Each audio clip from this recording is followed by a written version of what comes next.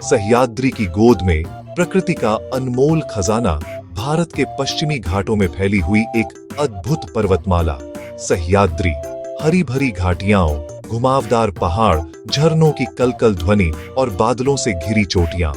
यहाँ की सुंदरता न केवल आंखों को आनंद देती है, बल्कि आत्मा को भी शांति प्रदान करती है। सह्याद्री सिर्फ एक पर्वत श्रृंखला नहीं, बल्कि यह भारत की प्राकृतिक, सांस्कृतिक और ऐतिहासिक धरोहर है। भाग 1, सह्याद्री का भूगोल और विस्तार। सह्याद्री पर्वतमाला को अंग्रेजी में वेस्टर्न घाट्स कहा जाता है। यह श्रृंखला लगभग 1600 किलोमीटर लंबी है, जो गुजरात के डांग जिले से शुरू होकर महाराष्ट्र, गोवा, कर्नाटक और केरल होते हुए तमिलनाडु तक जाती है। यह पर्वतमाला भारत के पश्चिमी तट के समानांतर चलती है और अरब सागर से केवल कुछ किलोमीटर की दूरी पर स्थित है। इसे यूनेस्को ने विश्व प्राकृतिक धरोहर स्थल के रूप में मान्यता दी है।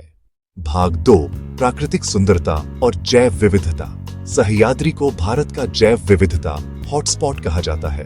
यहाँ की हरी भरी वन राशि में 5000 से अधिक पौधों की प्रजातियां, 500 से अधिक पक्षी और 200 से अधिक जानवरों की प्रजातियां पाई जाती हैं। यहाँ के झरने जैसे भीमाशंकर, कोंडाना, ताम्हिनी घाट, भीमगढ़ और दूधसागर झरना सह्याद्री की पहचान है। मानसून के दिनों में जब ये घाटियां बादलों से घिर जाती हैं, तो ऐसा लगता है जैसे पृथ्वी ने हरियाली की चादर ओढ़ ली हो। भाग 3, प्रसिद्ध पर्यटन स्थल। सह्याद्री में अनेक पर्यटन स्थल हैं, जो पर्यटकों को अपनी ओर आकर्षित करते हैं। माथेरान, जहां हर दिशा में हरियाली ही हरियाली है। लोनावला और खंडाला, जो बारिश के मौसम में स्वर्ग जैसे लगते हैं। महाबलेश्वर, जो अपनी स्ट्रॉबेरी और घाटियों के लिए प्रसिद्ध है। राजगढ़, रायगढ़ और तोरणा किले, जो मराठा साम्राज्य की शान है। हर जगह इतिहास और प्रकृति का अद्भुत संगम देखने को मिलता है। भाग 4, ऐतिहासिक और सांस्कृतिक महत्व।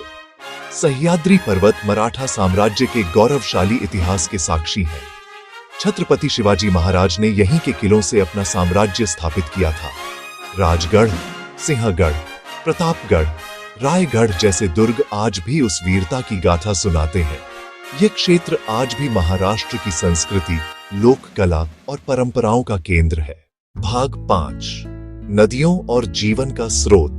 सह्याद्री भारत की अनेक महत्वपूर्ण नदियों का उद्गम स्थल है।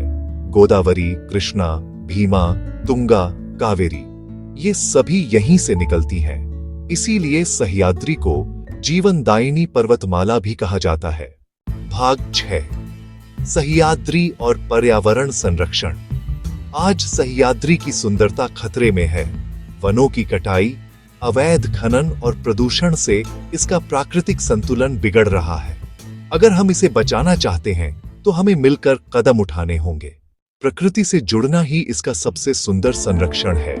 समापन, कंक्लूजन। सह्याद्री पर्वतमाला सिर्फ एक भौगोलिक रचना नहीं, बल्कि यह भारत की आत्मा है। यह हमें सिखाती है शांति, संतुलन और सौंदर्य का अर्थ क्या होता है। जब आप सह्याद्री की गोद में खड़े होकर ठंडी हवा में सांस लेते हैं, तो ऐसा लगता है जैसे आप स्वयं प्रकृति के हृदय से जुड़ गए हों।